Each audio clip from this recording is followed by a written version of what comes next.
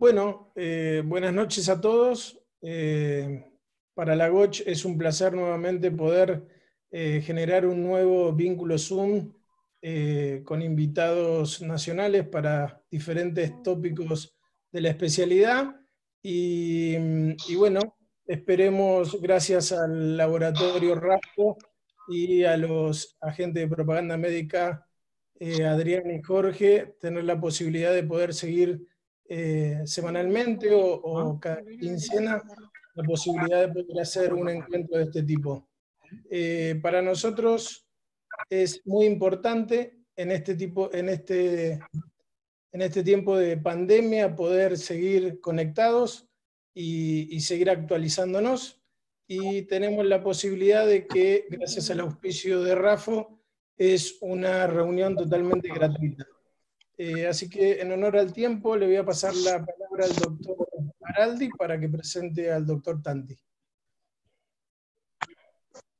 Bueno, muchas gracias, Pablito. Bueno, gracias a todos por participar. Gracias inmensas al doctor Silvio Tatti, que con mucha gratitud ha puesto esta conferencia al alcance de todos.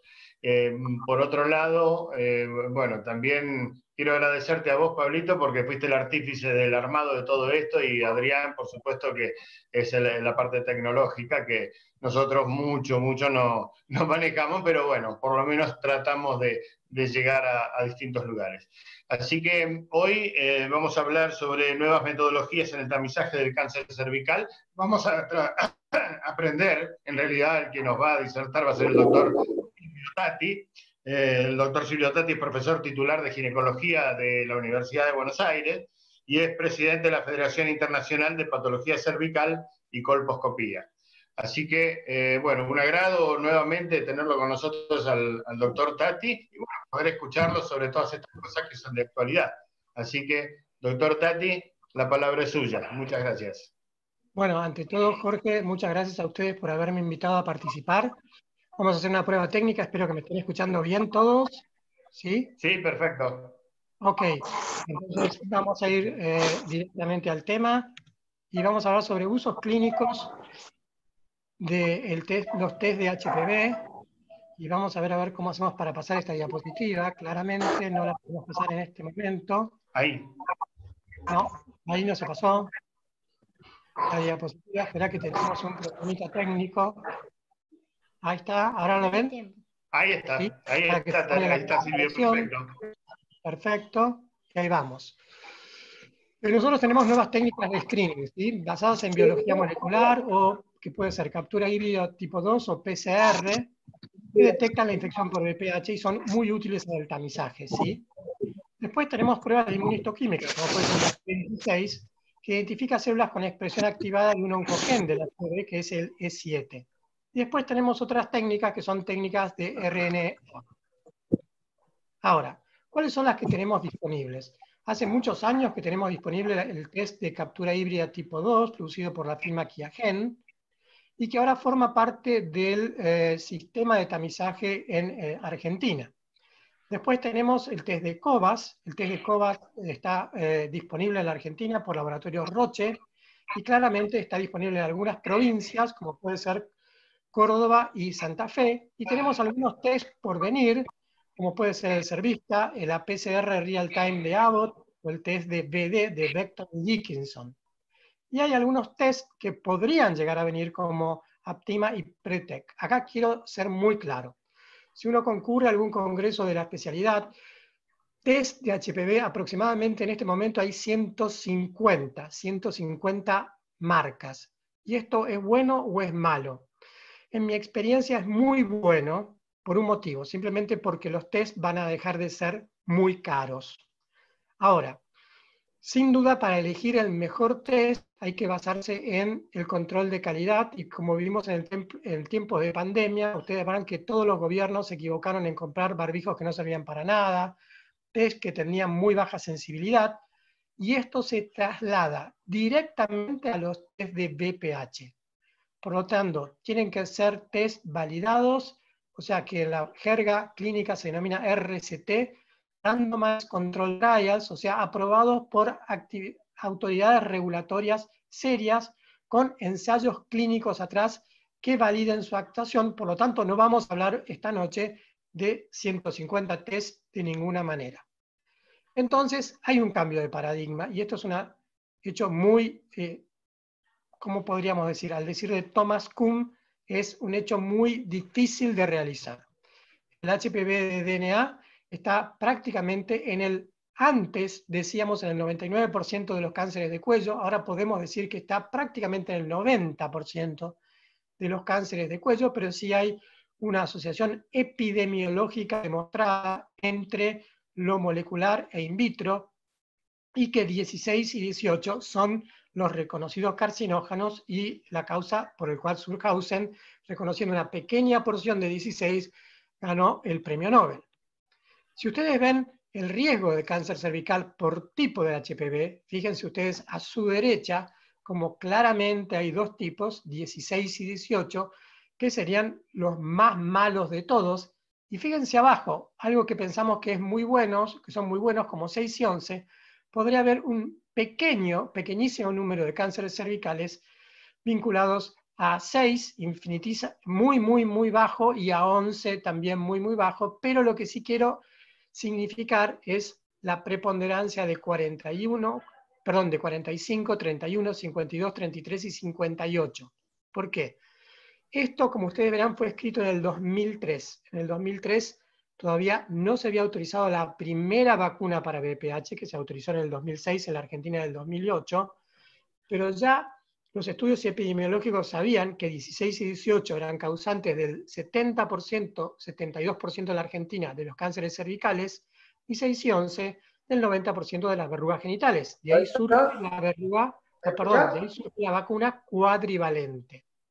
Y acá, si ustedes ven este diapositivo, ven que están 16, 18, 45, 31, 33, 52 y 58. ¿En dónde estamos? A la espera de la próxima vacuna, que teniendo estos tipos virales más 6 y 11 va a ser la vacuna nonavalente y que va a cubrirnos del 90% aproximadamente de la etiología del cáncer de cuello. Por lo tanto, tenemos que recordar estos tipos virales. Y ahora quiero hacer una mención. Para el cáncer cervical en Argentina, estos tipos virales, ¿cuánto representan? Para el 16 y 18, como les dije, el 78% están vinculados a 16 y 18. Pero ustedes dirán, bueno, ¿y qué pasa con el SIN3 o NIC3? Solo es el 55,9%, o sea que hay una gran variedad de tipos virales involucrados en el NIC3, y solamente la mitad, por decirlo a grosso modo, están vinculados a 16 y 18. Eso es por lo que algunos SIN3 progresan, otros permanecen como SIN3 y un 30% retrogradan. En nuestro estándar de cuidado siempre tenemos que tratar el NIC3 y no genotipificarlo para decidir un tratamiento. No quiero llevar a un error, pero sí a un conocimiento basado en la evidencia. El NIC3 no siempre es 16 y 18. Básicamente lo que ustedes ven abajo es que los NIC3, 16 y 18, en un 30% más son los que progresan a cáncer. Y entonces vamos a empezar por la primera técnica, que es la de captura híbrida.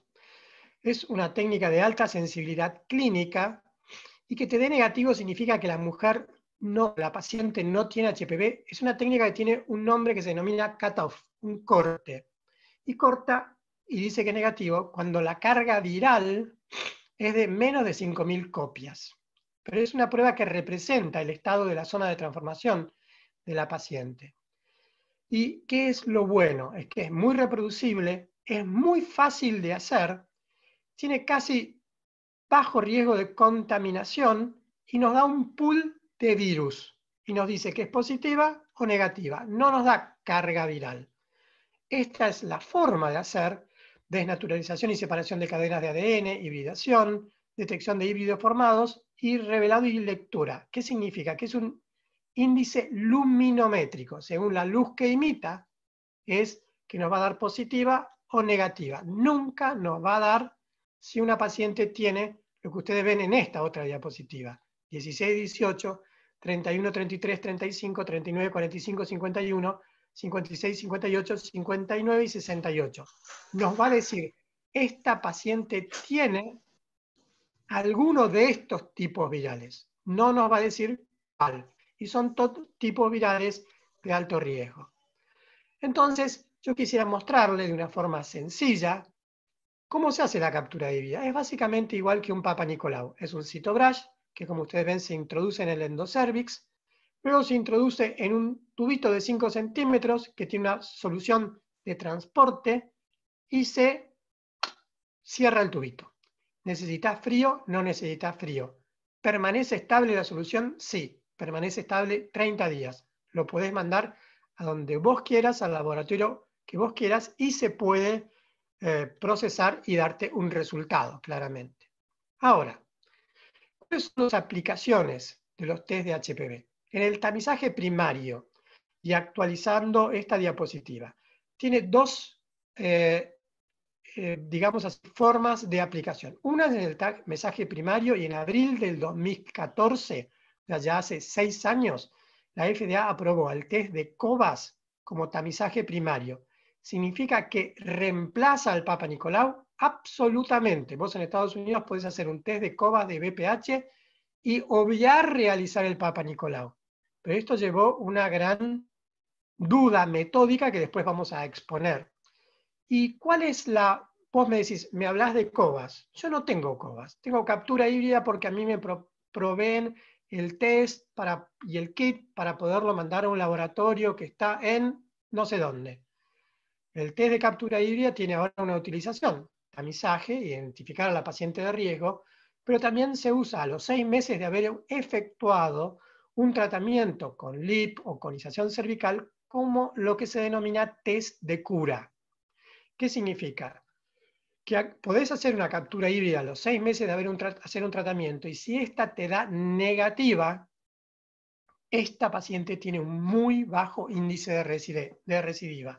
Recordemos, las pacientes tratadas con LIP tienen una recidiva de un 10 a un 12%, según la performance del paciente y según la performance del médico que la evaluó antes.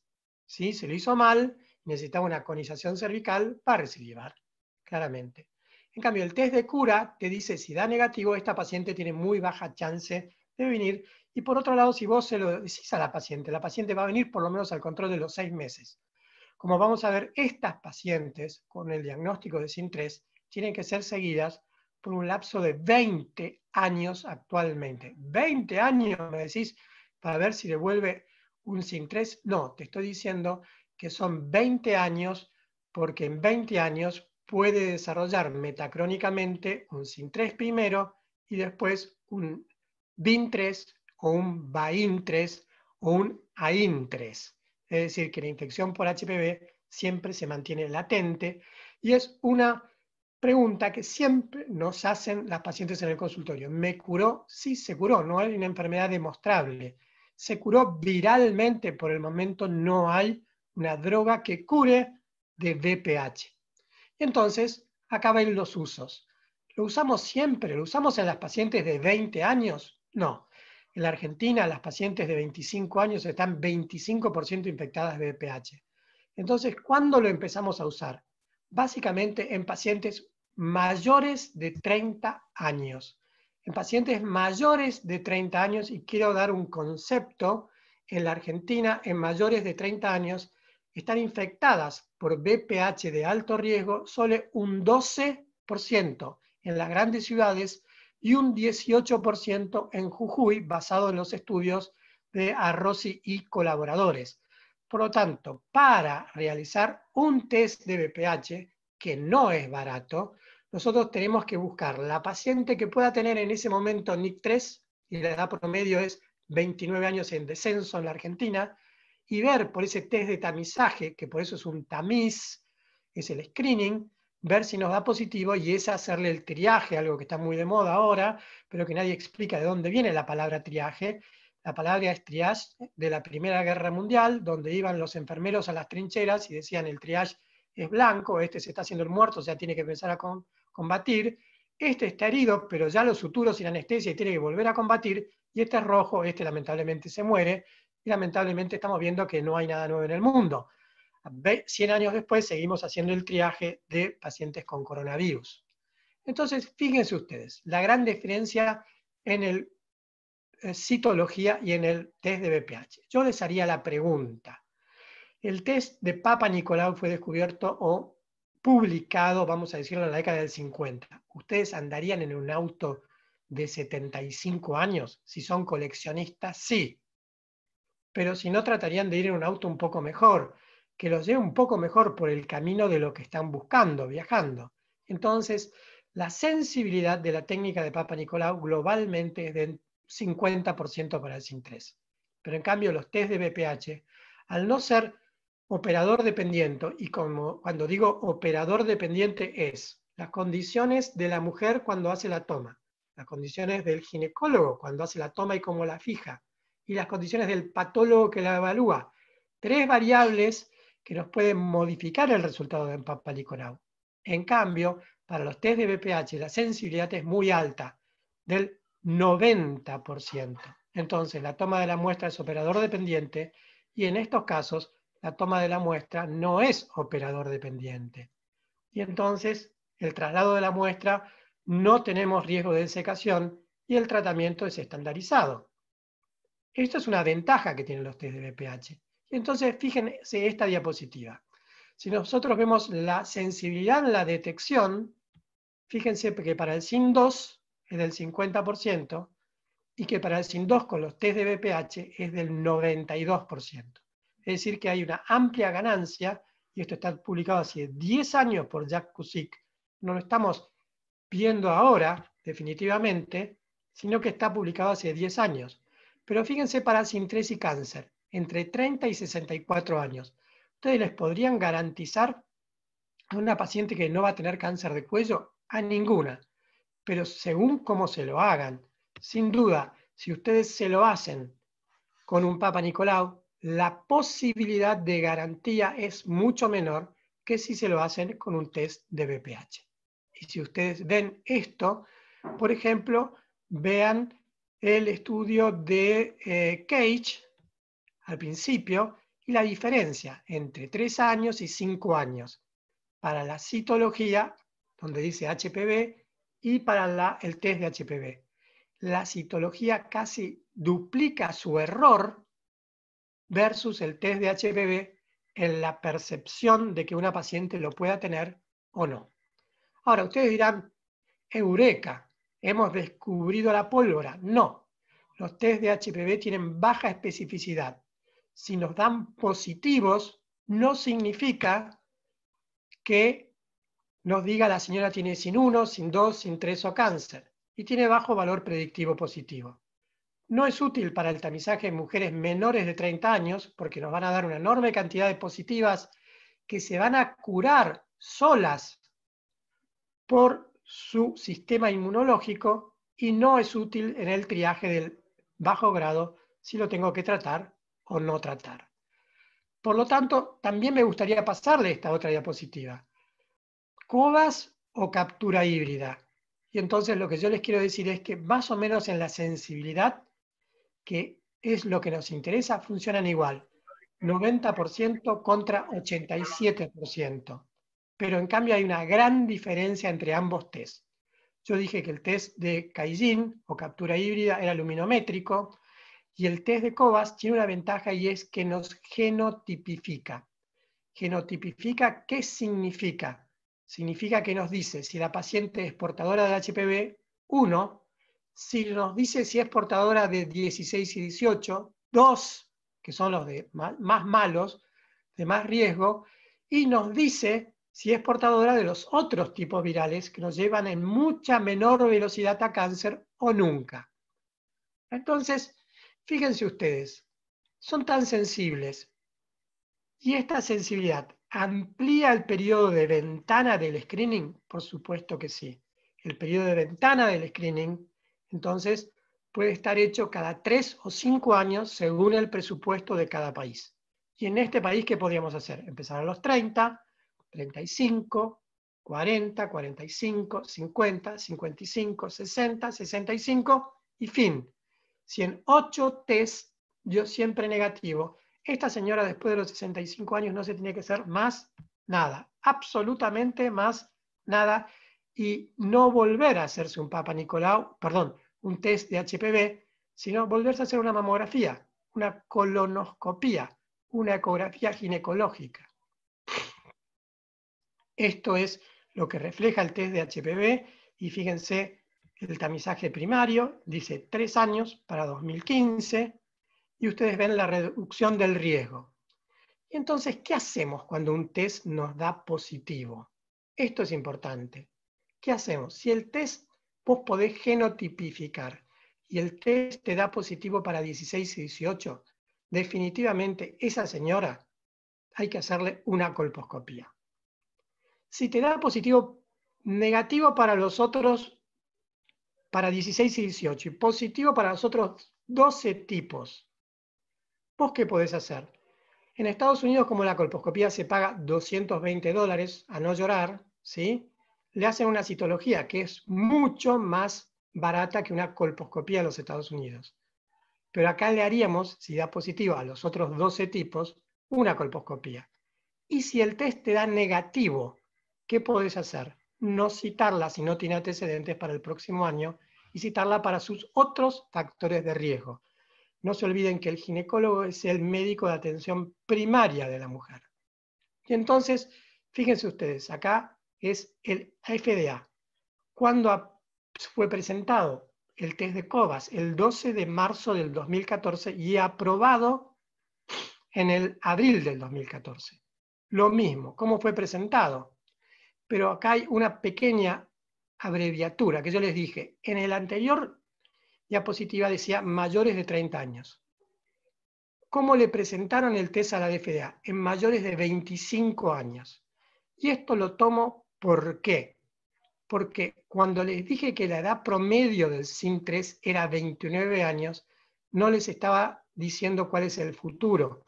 Y el futuro es que la edad promedio del SIN3 sea de 25 años en la Argentina en un futuro inmediato, por una modificación del inicio de las relaciones sexuales, por una modificación del número de acompañantes sexuales, y quizás porque nosotros nos hagamos un poco más duchos en el diagnóstico. Sí, 16 y 18 siempre va a colposcopía inmediata y seguimiento.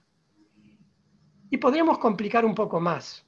Nosotros podríamos decir, tengo el HPV 16 y 18, quiero saber si esta paciente ya está en la línea de desarrollar un cáncer cervical.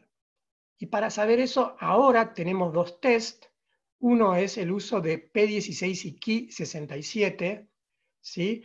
Que es un test que te dice, este DNA está modificado y esta señora está en la línea de desarrollar un cáncer, por lo tanto tenés que tratarla o cuidarla mucho, definitivamente. Este test, sin duda, se llama Sintec Plus y está en nuestro mercado, pero ¿va a ser el único test? No. Lo que se viene es un test aprobado por EMA y es el test de metilación, también de Caillin. Fíjense cómo las firmas se entrecruzan, ¿sí? Es el test de metilación, y la metilación del DNA es una vía en donde no hay una vuelta atrás. Si una paciente está metilado su DNA es que es no arreglable por la P53, no puede ir a la muerte celular programada. Por lo tanto, en algún momento nosotros vamos a tener disponible la metilación en la Argentina y vamos a ver si un bajo grado realmente es un bajo grado que debe ser tratado o es un bajo grado que debe ser controlado. Pero es el cambio, la clase se denomina el cambio de paradigma en el screening del cáncer de cuello, y esto implica también saber si una paciente que tiene una infección por BPH, a través de la aplicación de otros test, el Sintec, que es el Dual Stain, ver si esa paciente tiene P16 y Ki67, es decir, que tiene integrado su HPV al DNA o lo tiene metilado, como dijimos, el test de metilación, comercialmente se busca como Kiasur, y esta clase no tiene ningún conflicto de interés. Claramente, esto lo van a poder ver próximamente. De hecho, el Sintec sí se hace en la Argentina. Tenemos otros test que son los test de RNA. los test de RNA se basaron en que si había expresión de RNA de E6 y E7, ¿sí?, podíamos inducir a que esta paciente iba a tener un cáncer. Estos test de DNA, ustedes los tienen acá. Nosotros hicimos nuestra propia experiencia en el año 2011. Fíjense, cuando tenés más de RNA expresado, tenés más lesión, como aumenta el 28% para el low SIL, al 54% en el high SIL y el 82% en el cáncer. Pero estos test de RNA no se lograron imponer en el mercado. ¿Por qué no se lograron imponer en el mercado? Por una cuestión muy sencilla, porque alguien les ganó de mano y en vez de hacer test de RNA, hizo test de E6 y E7 directamente. E6 y E7 son las oncoproteínas que van a inducir los cambios intracelulares que van a inducir el cáncer. Por lo tanto, el moderno test de HPV, amplifier o lo que ustedes quieran llamarlos, no sé cuál se va a imponer en FDA, va a detectar E6 y E7. ¿Y esto va a tener una ventaja? Sí, va a tener una ventaja, porque nosotros vamos a ver si hay E6 y E7 en la saliva de hombres y mujeres. Porque el próximo cáncer no es el de la vulva, no es el de la vagina, es el cáncer orofaringio, que tiene muchísima más incidencia, ya que afecta a hombres y mujeres en los Estados Unidos en este momento. Y es muy difícil de diagnosticar, porque nosotros hacer una colposcopía es ver el cuello, ver la vagina, ver la vulva y eventualmente hacer una anoscopía. Pero ver todo el tracto orofaringio es casi imposible, por lo tanto nos vamos a tener que guiar por un test, y ese test va a ser el test de E6 y E7.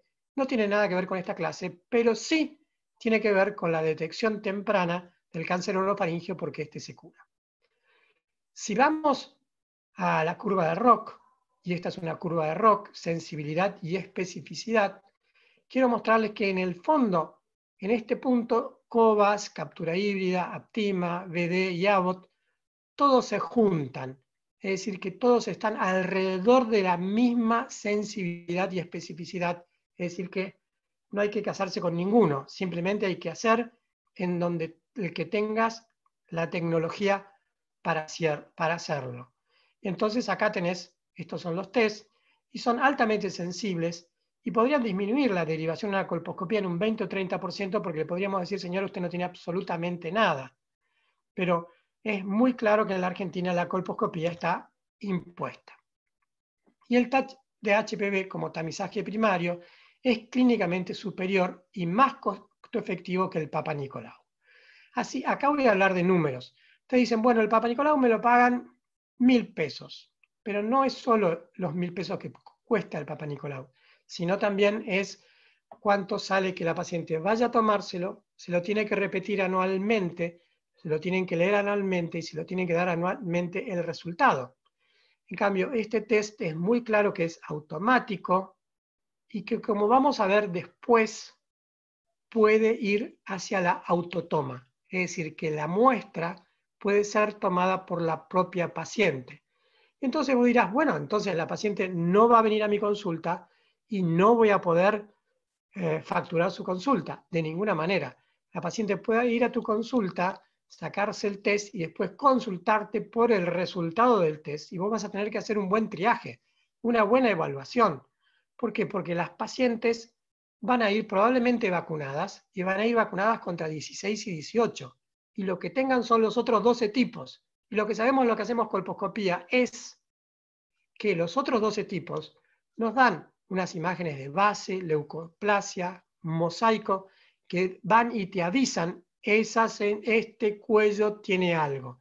Te dan pequeñas lesiones muy inciertas al colposcopista, que también es un operador dependiente, igual que el citólogo, y que por lo tanto tiene que saber ver bien las lesiones según el criterio topográfico, morfológico y de asociación de imágenes. Entonces, en el tamizaje primario, el test de BPH está recomendado en todas las pacientes. Podríamos empezar a partir de los 25 y hasta los 65 años, cada 5 años, ¿sí? Y eventualmente, si da negativa, después podríamos hacerlo cada 10 años. esto todavía es una vía de abordaje, no es lo que se está haciendo, pero son las guías del ASCO del 2016 o las guías de Americana. Y lo que ustedes tienen que saber es qué hago después de tener un test positivo. En la Argentina, y esto es lo que se haría en un lugar alejadísimo, donde no hay un ginecólogo experto colposcopista o colposcopista certificado, ¿podés hacer vía o inspección visual asistida? Sí, podés hacerlo, tranquilamente. ¿Y podés ver el cuello? Sí. ¿Y podés decir, ¿tiene lesiones? También.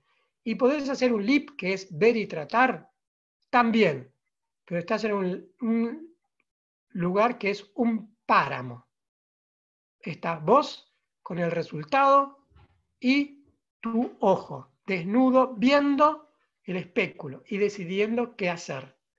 Muy claramente, el triaje se hace con la colposcopía y una biopsia que certifique el diagnóstico previo a cualquier tratamiento, porque los LIPS no son inocuos, causan ruptura prematura de membrana y parto prematuro en un número que es muy superior a la paciente que tiene el cuello indemne. Entonces me adelanté un poco, asumiendo que las mujeres se vacunaron previo al inicio de las relaciones sexuales, 11 años para hombres y mujeres en la Argentina. Las mujeres que empezaron en el 2011, ustedes piensen que ahora ya están teniendo 20 años, o sea que son mayores de edad hace 2 años, nadie duda de que tienen relaciones y claramente nadie duda de que pueden ir a su consulta a hacerse un control y que están apareciendo SIN3 en mujeres más jóvenes. Por lo tanto, estas mujeres tienen que ser bien vistas y tienen que ser muy bien evaluadas. No vamos a tener la vacuna no valente en el país por lo menos por los próximos 2 o 3 años por una falta de producción, definitivamente. Vamos a tener la vacuna cuadrivalente, o vamos a seguir teniendo la vacuna cuadrivalente, que solo cubre el 75% de la etiología del cáncer. El resto no va a estar cubierto para poder desarrollar cáncer de cuello de útero. Por lo tanto, las pacientes van a tener que seguir viniendo vacunadas a hacerse el tamizaje para el cáncer de cuello, pero la idea es utilizar métodos muy sensibles. Y yendo a la última parte de la presentación, vamos a ir qué es lo que sucede en nuestro país en este momento con el tamizaje. Entonces, fíjense ustedes, ¿cuál es la tasa de incidencia para cáncer de cuello? 23 por 100.000. Y la tasa de mortalidad, 7,1 por 100.000. ¿Cuál es el primer cáncer en incidencia en la mujer en Argentina? El cáncer de mama. Hay aproximadamente 25.000 nuevos casos de cáncer de mama en la Argentina y nosotros tenemos más o menos una tasa de 5.000 nuevos casos de cáncer de cuello. Por lo tanto, antes que el cuello está el pulmón, el colon y recto y el cervix. Por eso cuando dije, ¿vendrán por otras cosas? Sí, porque no hay que dejarse de indicar colonoscopías en nuestros pacientes y los ginecólogos lo hacemos realmente con un índice de acierto muy, muy bajo. Fíjense cómo está el cuello del útero y después todo el resto de los cánceres. Miren ustedes, si nosotros hablamos de Chubut, una pequeña flecha que les puse especialmente, no estamos en el mejor de los mundos. La Patagonia no está en el mejor de los mundos. El peor de los mundos, sin duda, es el norte argentino, en la frontera con Bolivia y en la frontera con Paraguay, Misiones, Formosa, Salta y Jujuy.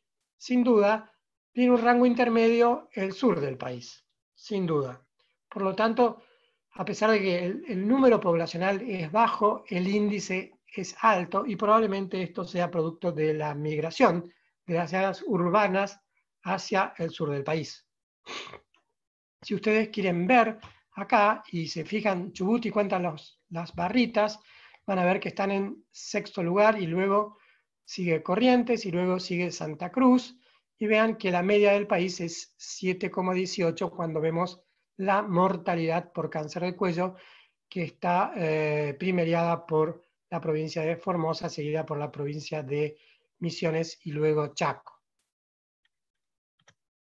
Ahora, estrategias para las guías nacionales. Entre 25 y 29 años, Papa Nicolau, 1 año, al segundo año otro Papa Nicolau y después a los 3 años. ¿Hasta cuándo? Hasta cuando dijimos 30 años.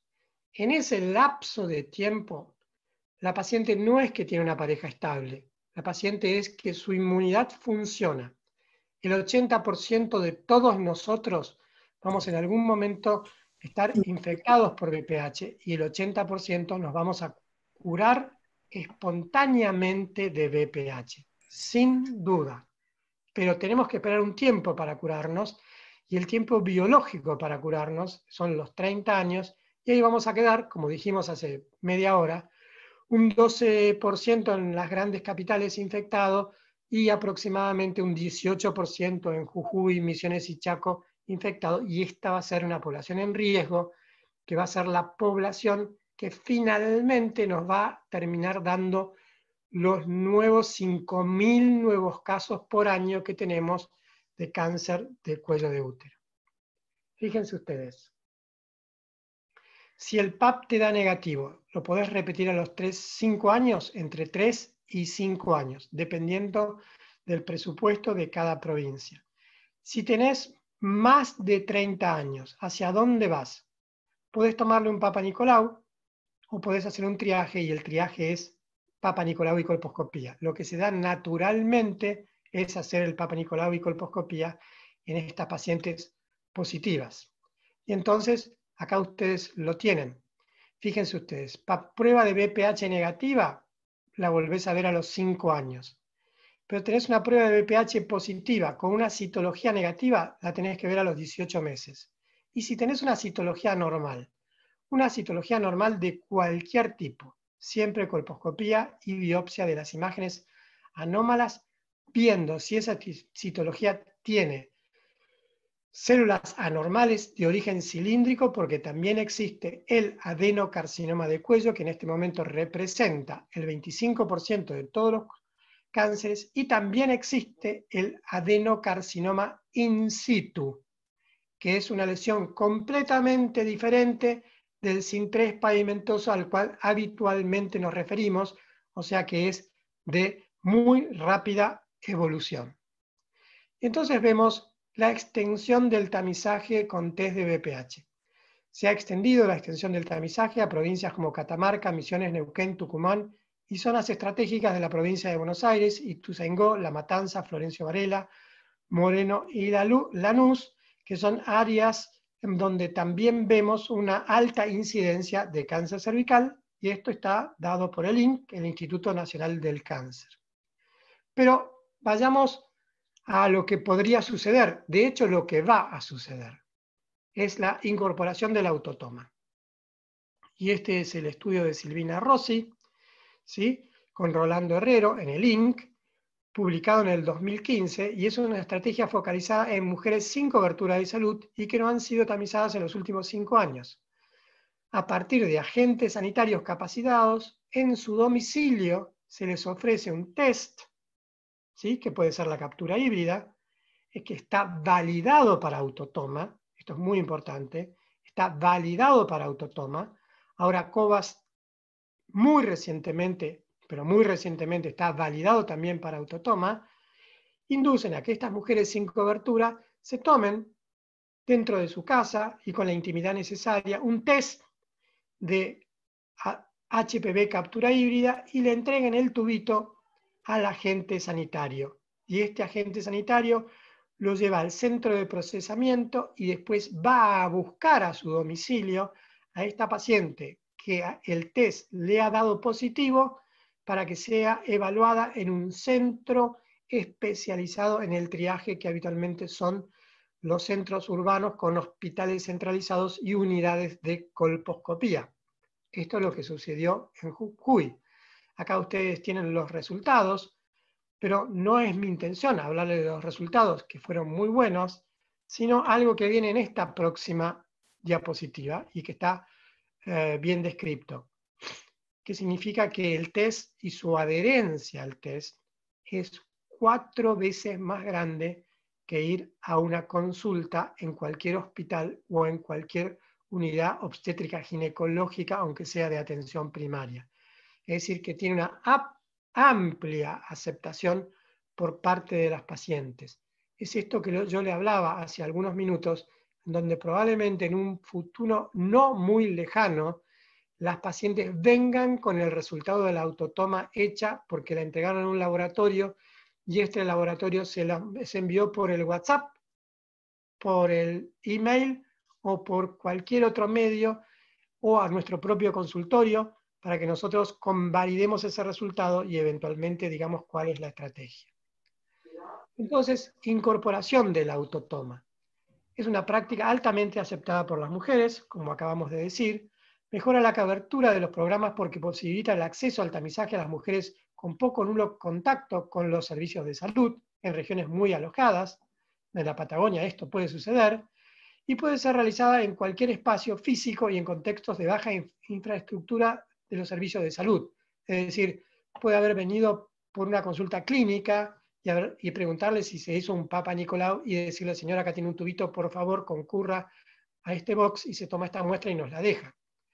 Posee una sensibilidad menor que la toma directa realizada por el ginecólogo, pero es absolutamente buena. Si nosotros decimos que la toma realizada por el ginecólogo tiene una sensibilidad de un 91%, la autotoma tiene una sensibilidad del 82%, es decir, que supera ampliamente el 50% de la toma de Papa Nicolau. Y adiciona una visita de la mujer a los servicios de salud en caso de que este resultado sea BPH positivo. Seguimiento. Ya ahora sí, para ir terminando. Debe ser una de las mayores prioridades en un programa de tamizaje.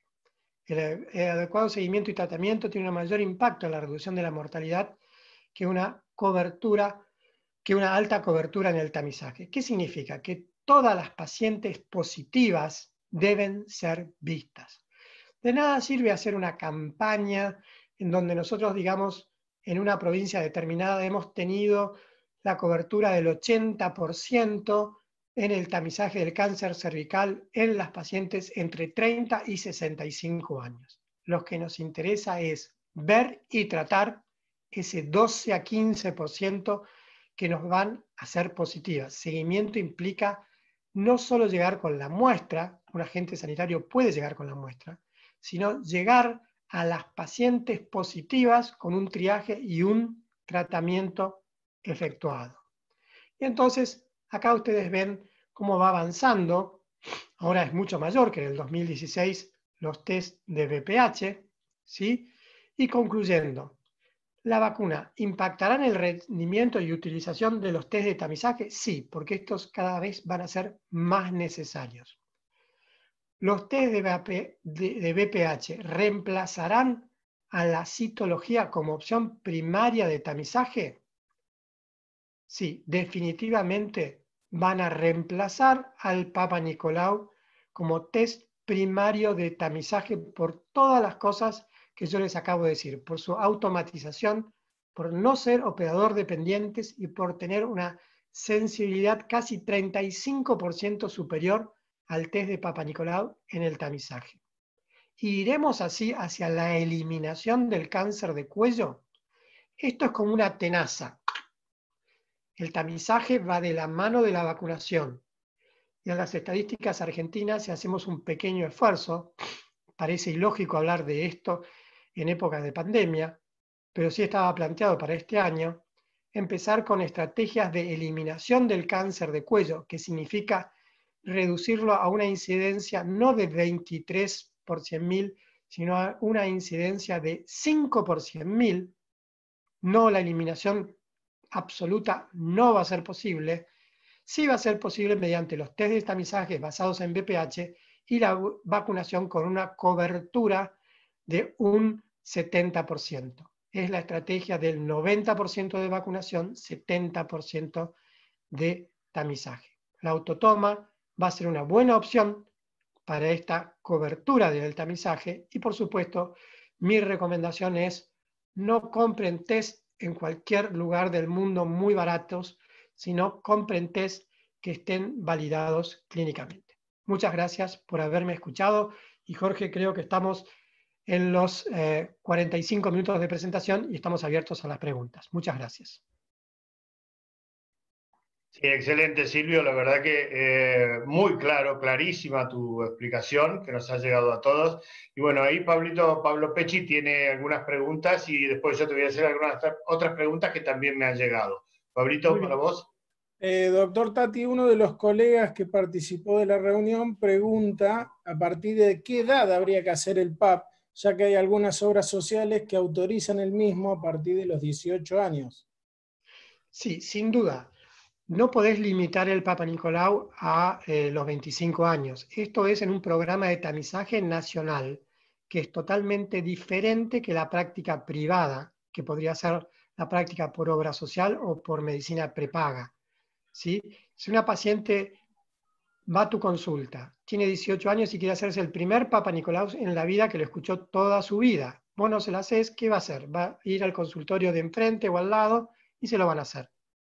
Por lo tanto, lo que hay que indicarle a esa paciente son medidas de psicoprofilaxis, podríamos decir, educación sexual, tomarle el Papa Nicolau y con el resultado ver si no padece alguna otra enfermedad como puede ser micoplasma, clamidia, gonorrea, tricomona, etcétera, etcétera, y citarla en un plazo razonable que pueden ser unos 3 años para que se vuelva a realizar la toma. Bien. Jorge, No te vos. olvides que a partir de los 18 años, en la legislación actual, las pacientes tienen autonomía de voluntad, es decir, que pueden hacer exactamente lo que quieran. Bien, gracias. Jorge. Bueno, yo tengo acá dos preguntas también. Una que me pregunta acá, si se justifica realizar P16 en un SIL de bajo grado, es la primera pregunta.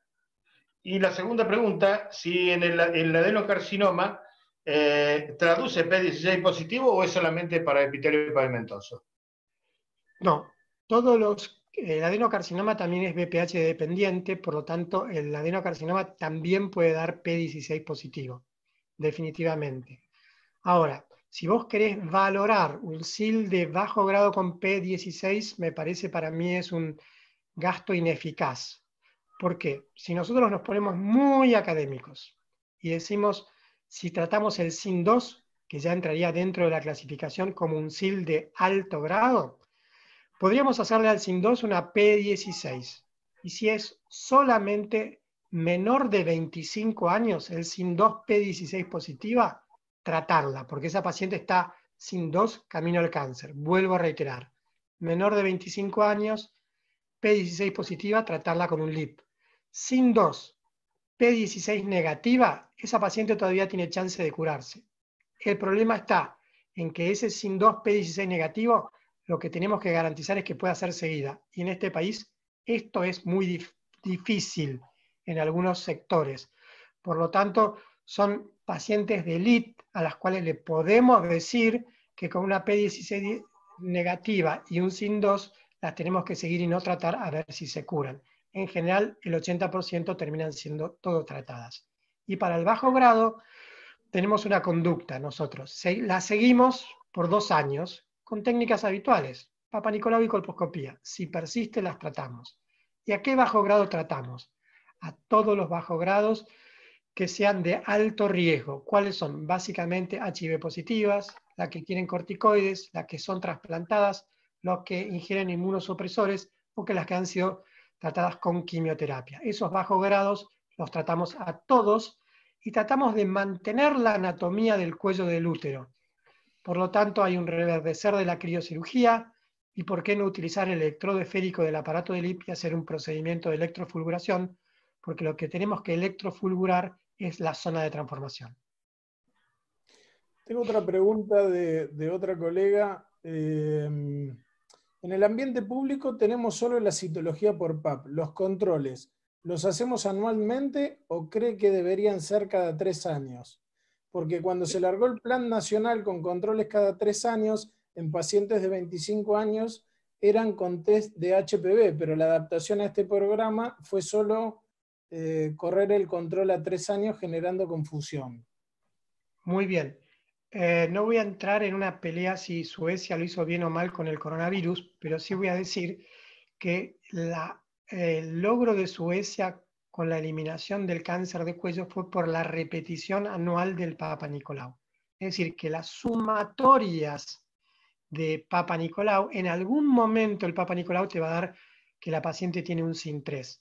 Por lo tanto, en esos casos de pacientes jóvenes, yo recomiendo que no las cites a los 3 años, que las cites anualmente. Bien. Y tengo otra pregunta de una paciente de 35 años con un PAP negativo y un test positivo de HPV, si se vacuna o no. Las pacientes siempre se vacunan. El concepto es que la vacuna, si vos ves la prescripción, no tiene límite de edad. Lo que sí tiene límite de edad es los ensayos clínicos fase 3 en donde se evaluó la eficacia de la vacuna. Y la eficacia de la vacuna es razonable hasta los 45 años. Pero para los Estados Unidos y para Europa podés seguir vacunando a los 55 años. Serían casos muy especiales. Si una paciente de 35 años concurre a tu consultorio con un test de VPH positivo, no significa que tenga 16 y 18, significa que hay que vacunarla, porque podría ser, es muy rara, rarísima, la posibilidad de que una paciente tenga 16 y 18 en el mismo tiempo.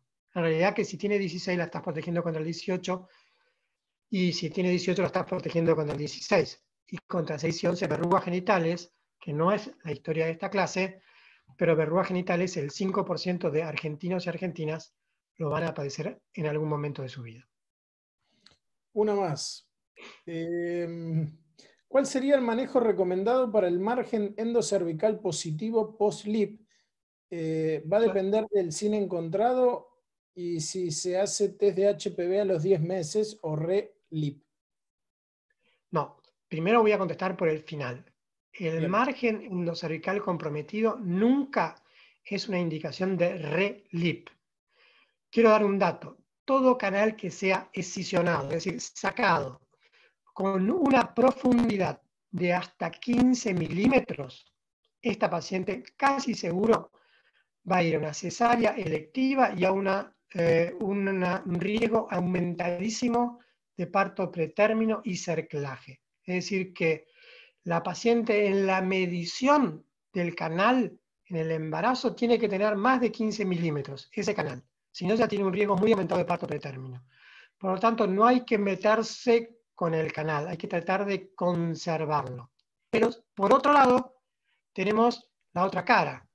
La otra cara es que la paciente con un margen endocervical positivo tiene una chance de un 38%, si estamos hablando de un SIN3, de que ese SIN3 vuelva. Y tiene una chance de un 5 a 7% de que ese de que ese SIN3 sea persistente. Es decir, que con ese margen, en ese cuello, haya quedado SIN3.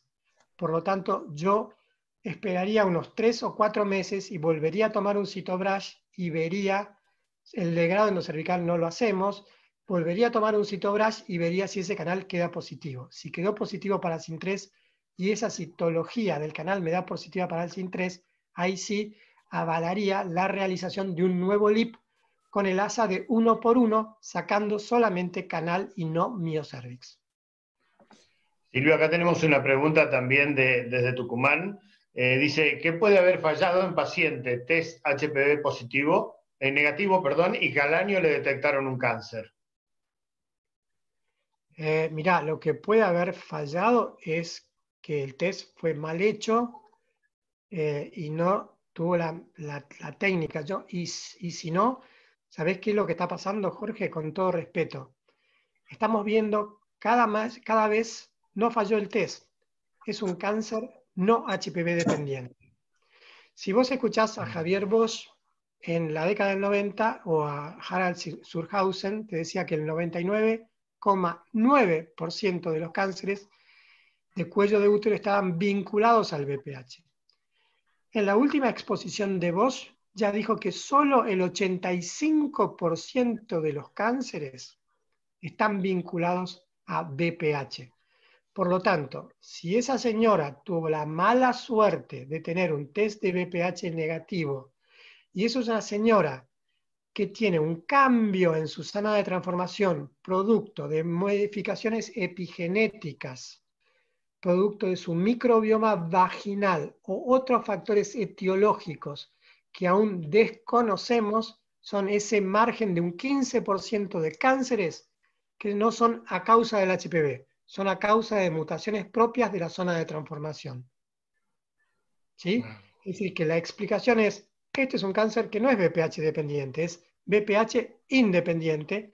Cada vez los estamos viendo más, cada vez lo estamos viendo en pacientes más jóvenes, y lo que estamos en estudio es el microbioma vaginal y cómo puede involucrarse algunos lactobacilos en la oncogénesis del cáncer de cuello. Por el momento no hay evidencia, por lo tanto quiero decir, vamos a tener mucha bibliografía en los próximos años sobre lactobacilos y microbioma vaginal y etiología del cáncer cervical BPH independiente. Y hay otra pregunta desde Bariloche, pregunta si un test BPH positivo para 16 y 18, si se vacuna. La pregunta para 16 y 18 se vacuna por 6 y 11, pero por 16 y 18 no la va a curar. Definitivamente la paciente está infectada. Es decir, lo que tenés que ver es si la paciente logra aclarar su infección, y esa paciente yo te recomiendo un seguimiento estricto. Una paciente con una persistencia de 16 y 18 a los 30 años es una paciente que probablemente tenga un SIN2, un SIN3 y eventualmente un cáncer.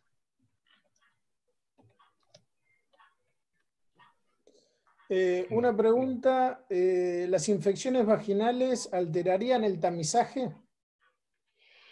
Las infecciones vaginales alteran el tamizaje basado en Papa Nicolau porque dan un extendido sucio, claramente. Hay mucho componente inflamatorio, pero para el test de BPH no, de ninguna manera. Bien. Y otra pregunta es, ¿el RELIP también dependerá de la edad de la paciente de la paridad cumplida? Sin duda, si la señora tiene paridad cumplida, yo me tiraría a sacar absolutamente todo el canal, definitivamente. Haría una escisión tipo 3, que es sacar lo que queda con el asa de 2x0,8 y después metería el asa de 1x1 y sacaría todo el canal. La paridad sí es un indicador de qué tipo de técnica vos tenés que hacer. Es algo que no tocamos en esta explicación, pero un LIP no significa un LIP. Hay 3 tipos, por definición, de LIP. Escisión tipo 1, escisión tipo 2 y escisión tipo 3. Y van en directa relación a la cantidad de canal que sacás. ¿Sería similar a una traquelectomía, simple? No, a una conización por radiofrecuencia. Una traquelectomía es la amputación, y esto no es una amputación, es más una conización con disección del canal hasta el vértice.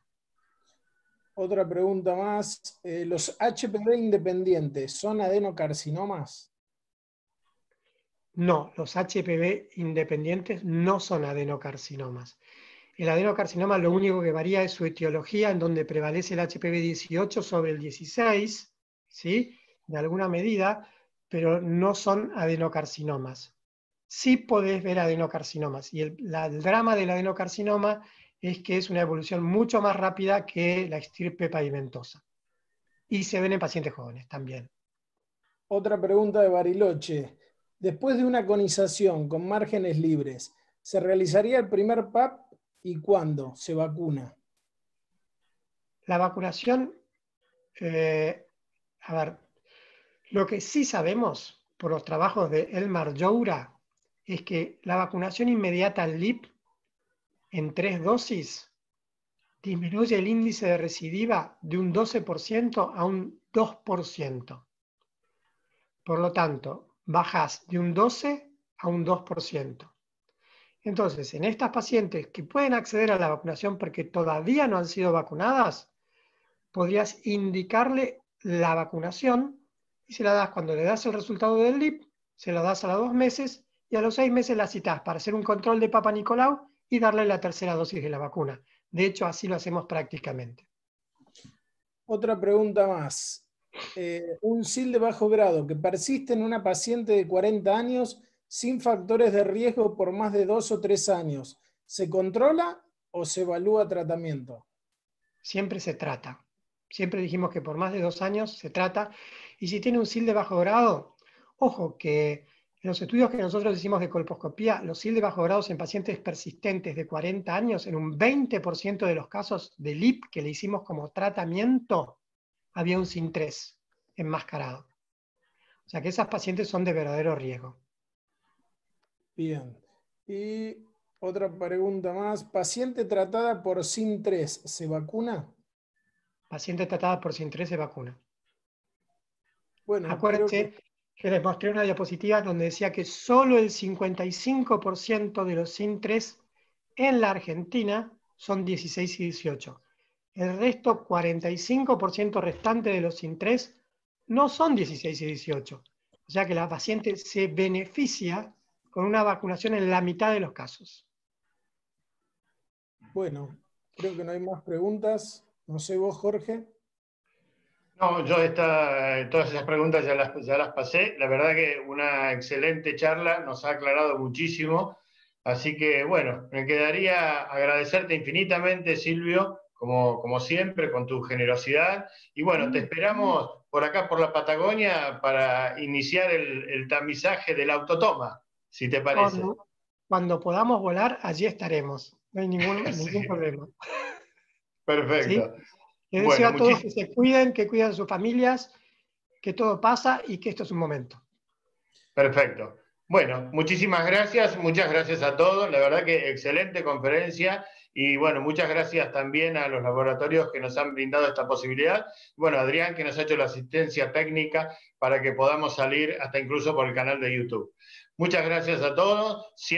Casi en un momento se contaron 180 participantes por este canal, así que yo supongo que por el canal de YouTube deben ser mucho más. Muchas gracias y buenas noches para todos. Gracias, Silvio. Hasta luego. Chao, chao. Muchas gracias, doctor. Muchas gracias. Hasta luego. Gracias, doctor. Listo. Gracias.